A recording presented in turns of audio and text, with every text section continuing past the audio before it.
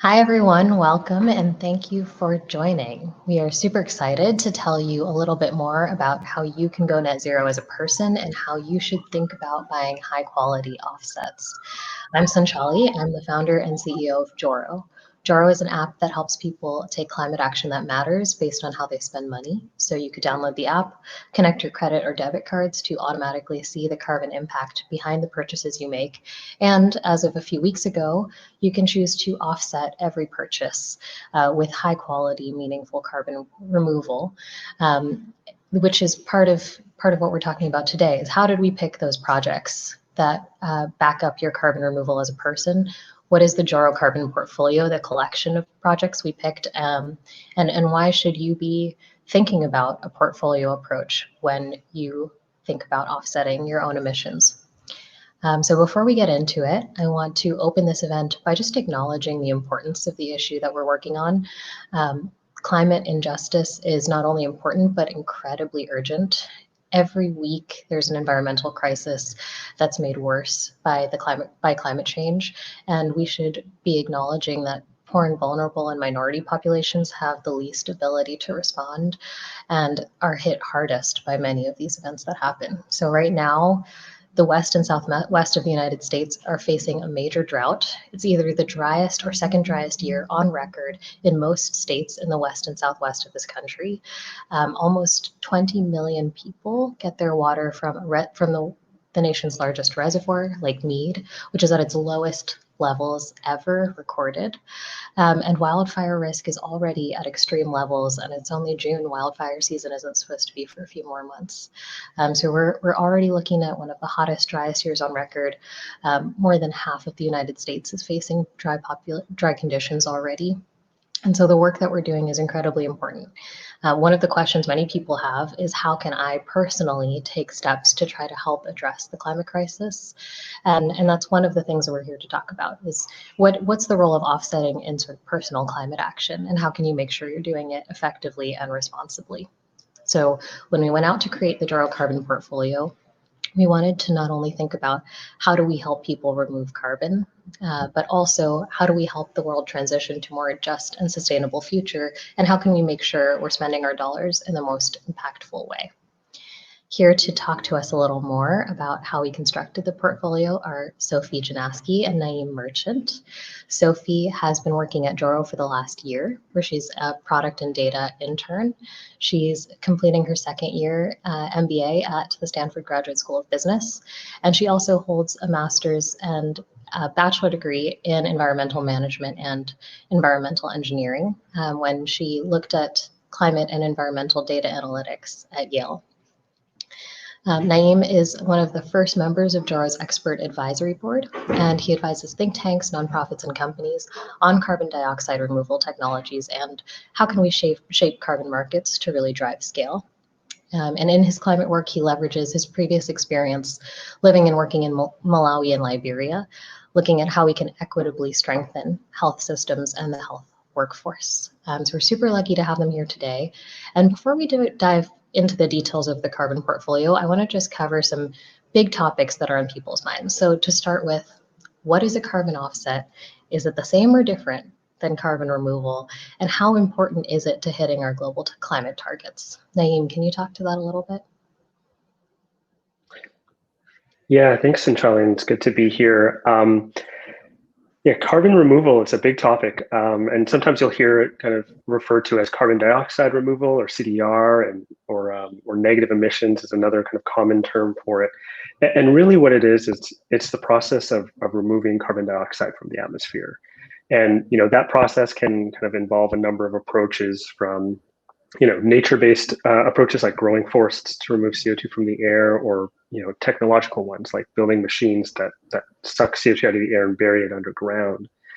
Carbon offsetting is this kind of action or project that can compensate for the emissions of CO2 that you create through your daily activities. So carbon offsets can include projects that remove carbon from the atmosphere, though at the moment kind of only a small percentage of carbon offsets are actual removal-based projects. So it's kind of important to think of carbon removal as part of a bigger picture. getting to net zero by 2050 will involve primarily and most importantly, reducing our carbon dioxide emissions. Globally, right now, we emit 35 billion tons of CO2 every year from fossil fuels alone. So the key is to really reduce that number as much as we can. But we also know that there are certain industries or activities that are difficult to completely decarbonize, like the steel or cement industries. And so that's where maybe something like carbon removal plays a role. So it's important to think of carbon removal and the different approaches that you use to get there, and carbon offsets that leverage carbon removal projects as not a silver bullet. It doesn't absolve us from the important responsibility we have to reduce our own emissions, but it's kind of one tool in the toolbox that's focused primarily on those hard to avoid emissions or activities, either individually at this kind of micro level or for certain industries at a macro level. Okay, so what people should understand is that we have this global carbon emissions. We need to reduce how much we're putting into the atmosphere as much as possible. For the things we can't reduce, that's where we think about removing carbon beyond what we can reduce ourselves through our behaviors. And then offsetting happens when people pay for carbon removal to absolve sort of the emissions that they can't avoid themselves. That's exactly right. And what does it mean to get to net zero? Sophie, I think this is language that people are talking about a lot these days. We're hearing lots of companies make net zero commitments. In this conversation, we're talking about people making net zero commitments. What does it mean to go net zero? And why do some people say that's not enough? Yeah, that's a great question, and one that I think Naeem has sort of teed up the answer for brilliantly. So in its sort of most basic sense, net zero means balancing emissions with reductions or removals. And so for people and for Joro users, for example, that means reducing your own personal emissions, so making behavioral changes to reduce your own personal emissions as much as possible. And then again, for that portion of your footprint where it's not yet possible to reduce, offsetting the rest.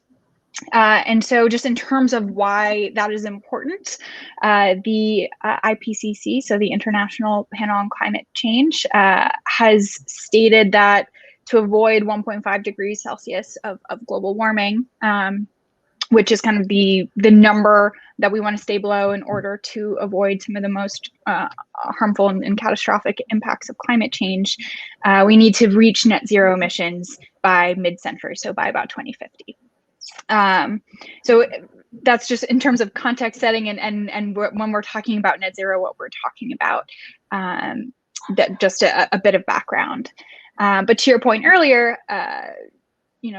you're mentioning that some people might say that net zero isn't quite enough, and to add a bit of color to that, I think there are 2 points to consider. One, ideally, reaching net zero emissions by 2050 isn't where the work ends. So we want to get to net zero, but then hopefully after that, we can go net negative beyond that 2050 timeline.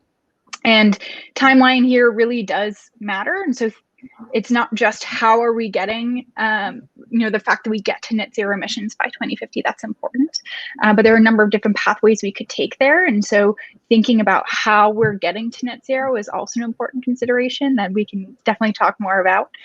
And then second, the other thing that I'd want to underscore is that balancing our carbon budget is definitely critical, and I don't want to undersell that by any stretch of the imagination, but a sole focus on carbon to the exclusion of other key factors like health or resilience or adaptation, economic opportunity, that's not necessarily going to create the healthy and sustainable and just world that we aspire to. And so again, thinking about how are we reaching net zero is a really important conversation to have. Great. So net zero is about making sure we know how much emissions we're putting into the atmosphere, we're reducing that number, and then we're compensating for that with removals so that the amount of emissions and the amount of removals nets to zero. And that's a really important goal, but a lot of the reason why people say that's not enough is because we also need to think about the impacts on people's lives, people's and frankly, also ecosystems. What's going to happen to, if we reach net zero emissions, but we have no plants or animals left, that would be pretty sad. Okay, thanks for clearing that up. I think it's really important to understand that language because it's used so much these days in corporate commitments. And so it's exciting that we're seeing more companies commit to that, but it also matters how companies are removing the emissions that they can't avoid right now. And that's really what we got into the nitty gritty of when we were constructing the Joro carbon portfolio. Is not all offsets are created equal, not all carbon removals are created equal. Some are short time frames, some are long time frames, some have very valid data, and some have limited data or transparency. But we ended up deciding to put together a portfolio of carbon offsets. So instead of picking just a single project that a person could buy into, we constructed a portfolio of different carbon removal projects with different risk profiles and put together this portfolio that we thought had the highest impact per dollar that we could put together. So can you talk a little bit about, maybe one of you just introduce, what does it mean to support a portfolio of carbon offsets, and why did we take that approach? It's kind of a new and different approach than people have taken in the past. Yeah, I can chime in here, and Sophie, feel free to fill in where I miss here. But I think it was critical for us to build this portfolio kind of based or anchored in best practices. And Oxford University some time ago published kind of guidance on how to approach offsetting with an eye towards quality. And that guidance was effectively kind of twofold. There was a number of kind of recommendations they made, but two really stood out. First, it was kind of shifting away from kind of traditional offsets that are focused on emissions avoidance and going a step further and removing emissions. So offsets that support projects that focus on carbon removal. And the second was that over time, it was necessary to also kind of shift from less durable or less permanent carbon removal solutions to kind of more permanent solutions. So, solutions that, might store carbon away for 50 or 100 years and moving towards solutions that'll do it for hundreds of years or longer. And what was helpful about the Oxford principles and kind of helping us shape and think about the kind of broad strokes of the portfolio is that it was practical, and that they recognize kind of the limited supply of cost-effective permanent carbon removal solutions. So it really encouraged organizations and individuals to think of it as a transition over time. And so with this first portfolio, we focused on carbon removal projects consistent kind of with that first principle, but also introduced more permanent carbon removal solutions involving biomass with underground storage, which Sophie will chat about a bit later. As part of this portfolio, even though it was more expensive, to kind of kickstart the transition that Oxford was talking about. So that was one big anchor, and the other thing I'd just add is that aside from kind of following best practices, taking this kind of portfolio approach, and that means kind of the inclusion of these nature-based solutions as well as kind of technology-based solutions with varying levels of permanence and measurability and some of the other factors that Sanchali talked about. It also allowed us to support a whole range of just really good ideas and across the whole spectrum of carbon removal solutions. And that gives us an opportunity to learn from that experience with each provider and each solution, so that we can continue to tailor the portfolio over time based on this kind of broad kind of array of different solutions and make changes as we learn. Sophie, what would you add? Yeah, I think that's a really great summation. The only thing I might add is building off one of the points you were making earlier around, there's no silver bullet to a solution to climate change. And so building a portfolio approach allows us to, projects have their weaknesses and their strengths. And so by building a portfolio, we can kind of balance that as well. To kind of create an overall, we like to think a stronger portfolio, and one that, again, is kind of supporting different projects that are in, different stages of scaling, or, have, again, maybe are stronger in some areas, and whereas others might be, not as strong as those areas. So it allows us to kind of create this balance and provide access to a number of really compelling and exciting solutions. I thought the portfolio language was so helpful and interesting from Oxford because it borrows from theories we've had in finance for so long. And we know from finance, we don't make a single investment in a single stock. You don't put your whole life savings into that. If you want to get, say, a return by 2050, you would never do that. It's not a good investment strategy because different investments have different risk profiles and different chances of return. You will put together a balanced portfolio, you'll balance it against the timeline that you care about. And I thought that was such a helpful way of thinking about it, because in the climate space, we can get stuck on, is forestry the best or is direct air capture the best? They're different. They both have different strengths. They have different timelines and different types of return profiles. And it makes complete sense to think about what are we trying to achieve over what timeline, and let's balance risk to do that. I thought that was just such a clear way for us in the climate space to learn from existing practice in other domains. And in the process, like we evaluated dozens of projects. We talked to a lot of different developers all over the world. It was really challenging. We looked at data, we talked to people. Maybe Sophie, can you give a little more insight into how we sourced and evaluated projects, and then which projects we ended up picking and why? Yeah, absolutely. I'd be happy to. And so, as Sanchali was just mentioning, when we sort of embarked on this process and kind of had this initial idea for constructing a portfolio, our goal really was to conduct as comprehensive a process as we could, and really entering it sort of like skeptics, and really trying to get a sense of what's out there, what projects do we think are really rigorous and worth investing in. And so we, as Sanjali mentioned, we evaluated and looked at dozens of different solutions, everything from forestry to direct air capture, and kind of a whole spectrum within that. And so after kind of doing initial research and calls with various providers, we then embarked to develop a set of evaluation criteria. So really trying to determine what are the kind of rigorous lens through which we want to analyze each project that we're considering. And so we created an initial draft, consulted with experts on the criteria, so folks from Carbon Plan and EDF, and other folks to kind of solicit their insight.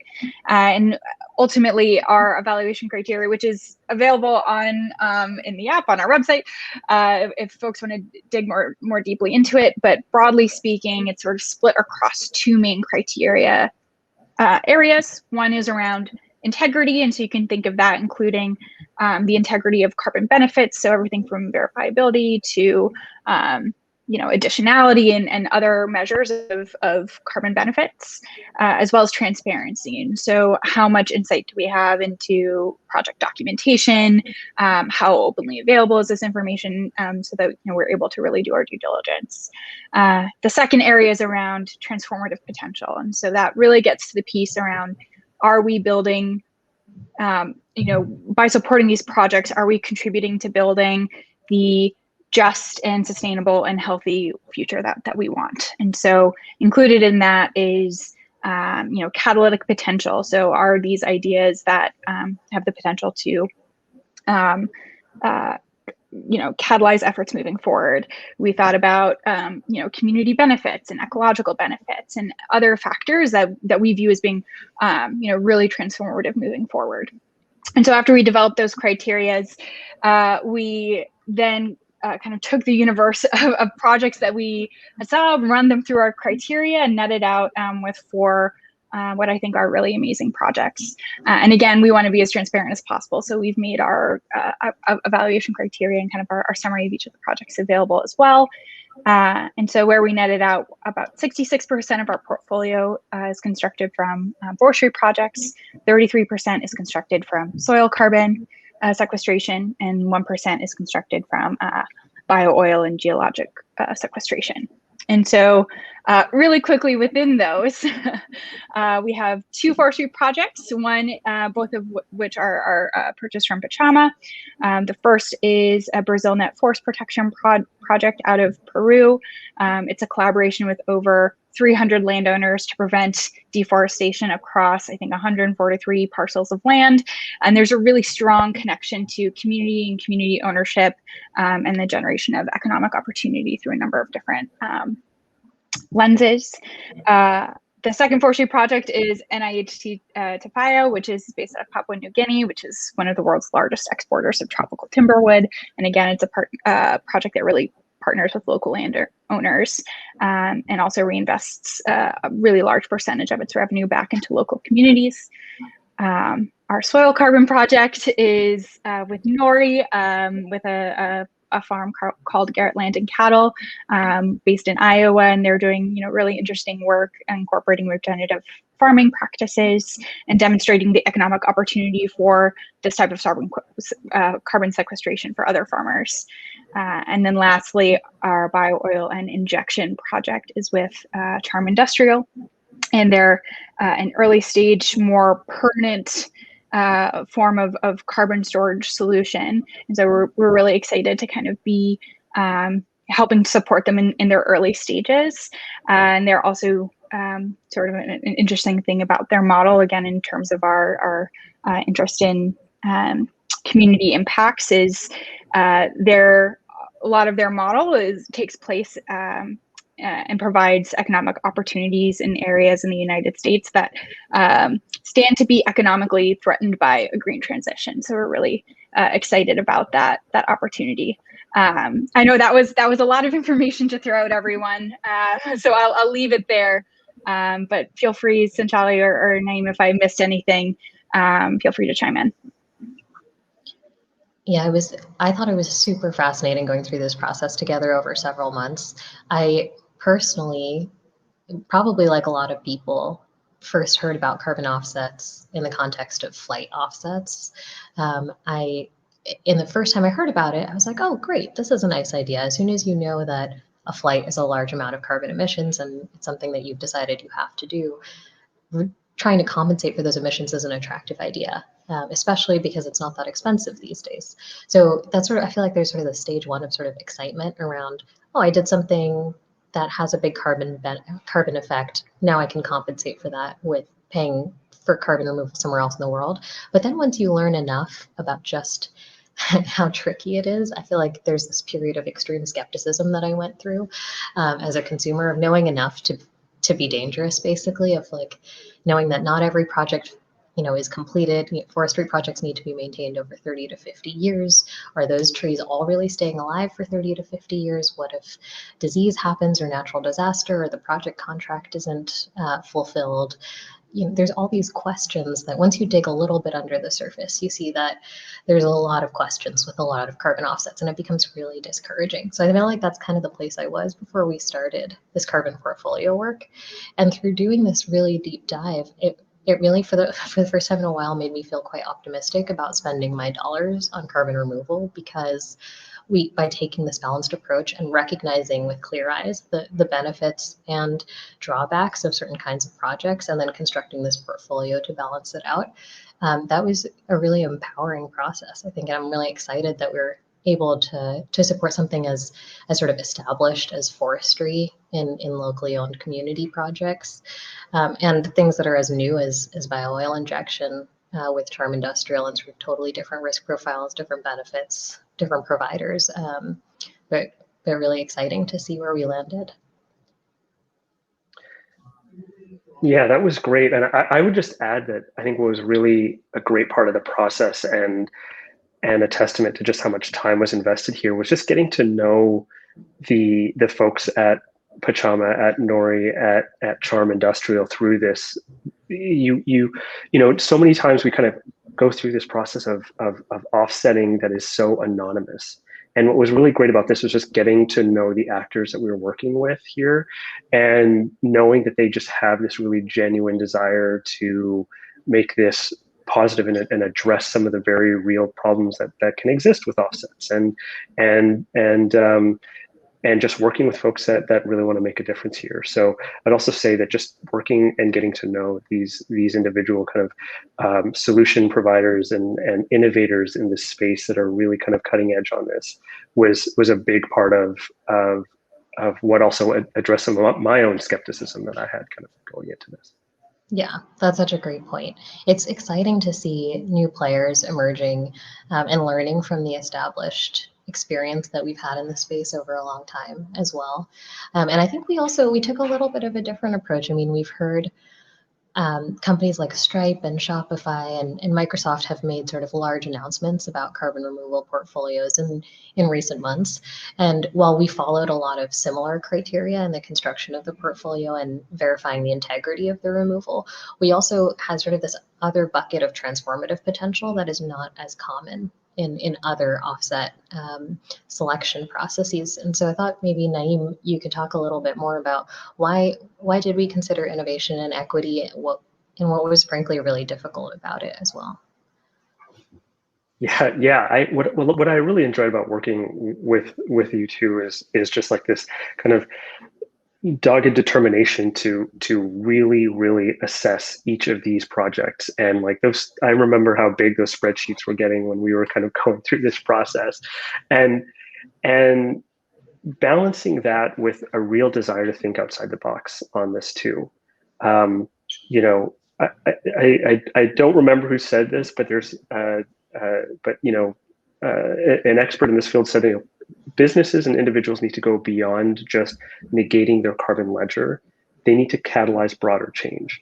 And so that's the whole kind of benefit or thinking that went into the transformative potential side. And the fact that Joro was able to kind of think outside the box and try something a little different around innovation and equity was really encouraging. So, you know, there's the normal kind of activities that are, or factors that are associated with evaluating offsets that we really cared about in terms of quality, like additionality or risk of leakage, or some of these other kind of technical terms that you hear about in thinking about carbon offsets. But what I think what Joro did that was really unique about this was looked at two kind of less common criteria when kind of evaluating these projects. The first one, and these kind of fall within the larger bucket of kind of transformative potential. But you know, the first was innovation. You know, in what way was a project moving the carbon removal field forward? You know, regardless of what method carbon removal people prefer one over the other, I think we know that the carbon removal is going to play a meaningful role to getting to net zero. And innovations that can help reduce the cost or improve the quality or the performance of carbon removal, the people innovating in that space need our support now, and they needed to be able to demonstrate that they were, you know, doing it in a way that was going to make it available to the broader field, so that that innovation kind of benefited carbon removal more broadly, so that we can scale up carbon removal more effectively in the future. And so that was a big part of the criteria: is what is innovative about this approach, and are they approaching this in a way that is going to introduce something new to the field that's going to make things kind of better. And if it's helpful, I can get into that in more detail, but I'll just touch on the other point that is really important here as well, which is equity. You know, it's not just about, you know, what benefits are coming out of the project, but how is the project involving, engaging, partnering with local communities in doing their work. Because we know that climate change has, you know, and will have increasingly an inequitable impact on vulnerable populations. And so it's really important that climate solutions involve those populations as part of that process. And so we've made it a point to try to understand with each project, how are local actors not only benefiting, but how are they involved in these projects? And how did they have a stake in them? Because I think investing in carbon removal has isn't just kind of an opportunity to get carbon out of the atmosphere, right? It's an opportunity to kind of address longstanding inequities and help shape our society to be more just and equitable. And so including these two selection criteria, innovation on one hand and equity in the other, as part of this kind of transformative potential bucket, I think will really push, we hope, I think, carbon removal innovators to think about how they're advancing the sector so that it's ready to scale up to the extent that we need it to reach net zero. And also to think about how are we deploying these projects with equity and justice in mind. And I think what was hard about that was just finding quantifiable criteria for measuring that. It's, we can measure tons of carbon removed. We can kind of get a time frame understanding of how durable that removal is. Is it going to be away for 30 or 50 years, or is it 1,000 years, or whatnot? But what's tricky is because we haven't really taken this approach in the past, and this was such an unprecedented kind of approach for the most part in the way Joro did this, the data there was not as quantifiable. And so that's why those conversations with each of these kind of service providers was super important in trying to get into how are they thinking about this, and getting these questions around how are you innovating, how are you sharing those learnings more broadly, or how are you engaging local communities, and what are you doing around that. And so that was a bit more subjective, but I think it was important that we didn't leave it out just because it was subjective. I'm glad we kept it in there, because I think we were still really diligent around that. And then we're going to learn from this experience, and we're going to learn how to ask those questions better in the future so that we can shape future portfolios and collect more of that data down the line. And hopefully more people engaging in carbon removal will be collecting this data because they're thinking about it more proactively. And so that's hopefully how we can kind of shift this space, which I thought was a really cool way to approach this. Yeah, it was definitely challenging. I mean, I think maybe to give an example, Charm Industrial was such an interesting player to work with because they're in such early stages of development. They're sort of in pilot initial demonstration projects of how can you create this sort of bio oil and inject it deep underground. And when we talk to them about how are you engaging with local communities, and how are you thinking about biodiversity and equity, and some of the things that we talked about were the relationships that they're building with farmers, the relationships they're building with people in parts of the United States that frankly are at risk from a green transition and might be skeptical of a green transition.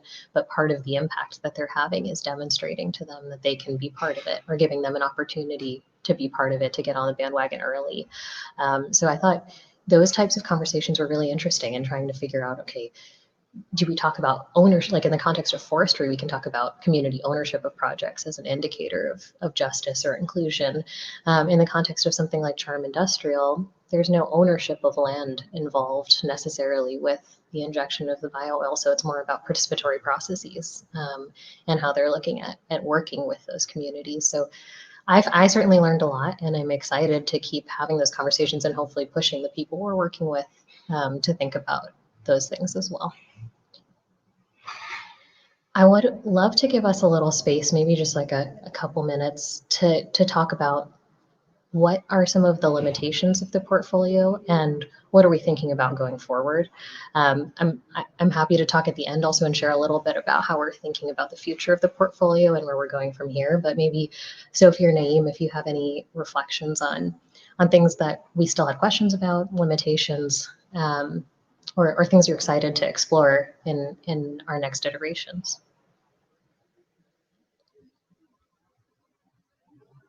Sure, I can kick us off there. I mean, I think the thing that comes to mind first is, throughout this process, I think we got the opportunity to talk to, folks who are doing really interesting work in the space, again, across a multitude of dimensions, and project types. And I think there were a number that, for just various reasons, almost logistically speaking, weren't quite a fit yet, and whether they were too early stage or didn't quite have the right like verification processes associated with them. I'm thinking particularly of some projects in the coastal and ocean space, or just from a capacity perspective, didn't have credits or offsets available at the time. Thinking of some particular biochar projects. So I'm just thinking of some of those opportunities that I think are really exciting and kind of have our eye on for the future, but for various reasons we're sort of limited or restricted and couldn't quite make them into this version of the portfolio. So I think we've got some exciting room to expand and continue developing the portfolio. Yeah, I think that's right. And just to quickly build on that, I think I think it would be great to see kind of more providers that are in the kind of engineered space. I think that we're going to really depend on nature to do a lot of the hard work here, unfortunately. But there are technology solutions that are just really early stage, weren't quite ready. The supply of those technologies are so their solutions are so thin.